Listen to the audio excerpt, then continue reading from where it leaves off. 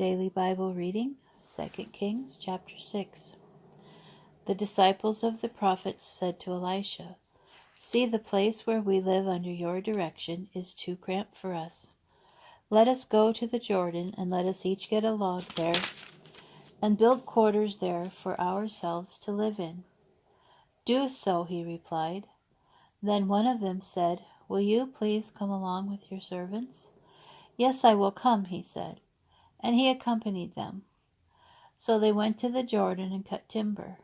As one of them was felling a trunk, the iron axe head fell into the water, and he cried aloud, "Alas, master, it was a borrowed one." "Where did it fall?" asked the man of God. He showed him the spot, and he cut off a stick and threw it in, and he made the axe head float. "Pick it up," he said. So he reached out and took it.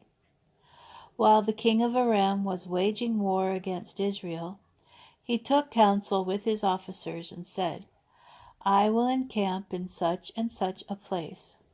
But the man of God sent word to the king of Israel, "Take care not to pass through that place, for the Arameans are encamped there." So the king of Israel sent word to the place of which the man of God had told him. Time and again he alerted such a place, and took precautions there. Greatly agitated about this matter, the king of Aram summoned his officers and said to them, "Tell me, who of us is on the side of the king of Israel?" "No one, my lord king," said one of the officers. "Elisha, that prophet in Israel, tells the king of Israel the very words you speak in your bedroom." "Go find out where he is," he said, "so that I can have him seized." It was reported to him that Elisha was in Dothan. So he sent horses and chariots there in a strong force. They arrived at night and encircled the town.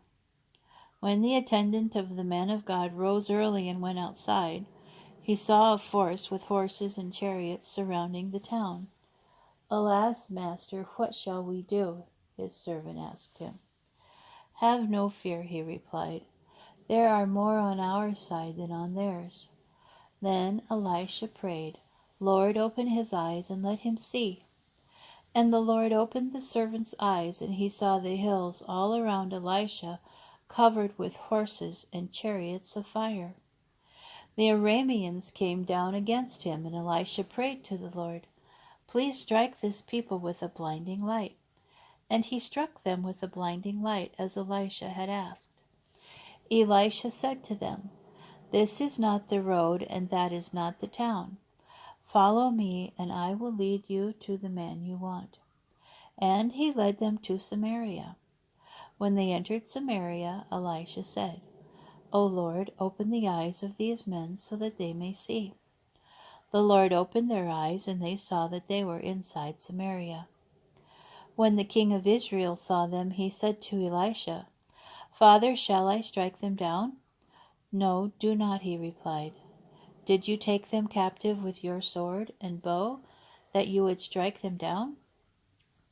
Rather set food and drink before them, and let them eat and drink and return to their master." So he prepared a lavish feast for them, and after they had eaten and drunk, he let them go, and they returned to their master.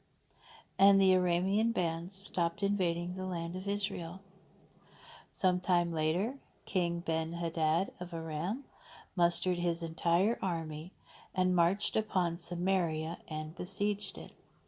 There was a great famine in Samaria, and the siege continued until a donkey's head, sold for 80 shekels of silver, and a quarter of a cab of dove's dung for 5 shekels. Once, when the king of Israel was walking on the city wall, a woman cried out to him, "Help me, your majesty."